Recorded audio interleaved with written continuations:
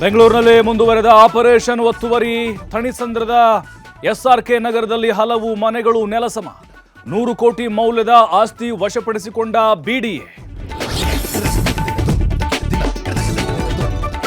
ತೀವ್ರಗೊಂಡ Ballari banner ಘರ್ಷಣೆ ಪ್ರಕರಣದ ತನಿಖೆ. ರೆಡ್ಡಿ ರಾಮುಲು ಸೇರಿ 107 ಜನರಿಗೆ ನೋಟಿಸ್. ಅಧಿಕಾರ ಸ್ವೀಕರಿಸಿಕೊಂಡ ನೂತನ ಎಸ್ಪಿ ಸುಮನಾ ಪನ್ನೇಕರ್. ಬಿಜೆಪಿ ಕಾರ್ಯಕರ್ತೆಯ ವಿವಸ್ತ್ರಗೊಳಿಸಿ ಹಲ್ಲೆ ಆರೋಪ ಕೇಸ್. ಸುವರ್ಣ ಕಲ್ಲಕುಂಟ್ಲ ಸೇರಿ 9 ಜನರ ವಿರುದ್ಧ ಎಫ್ಐಆರ್.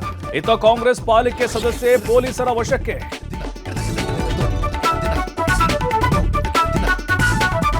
ಬೆಳಗಾವಿಯ ಸಕ್ಕರೆ ಕಾರ್ಖಾನೆಯಲ್ಲಿ ಸ್ಫೋಟ ಪ್ರಕರಣ.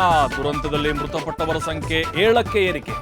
ಚಿಕಿತ್ಸೆ ಫಲಿಸದೆ ಮಂಜುನಾಥ್ ತೇರದಾಳ್ ಸಾವು. ಹಿಪ್ಪರಗಿ ಡ್ಯಾಂನ 22ನೇ ಗೇಟ್ ಕಟ್ ಪ್ರಕರಣ. 3 ದಿನವಾದರೂ ಆಗದ ದುರಸ್ತಿ ಕಾರ್ಯ. ಕ್ಷಣ ಕ್ಷಣಕ್ಕೂ ಹೆಚ್ಚಾಗುತ್ತಿರುವ ನೀರಿನ ರಭಸ.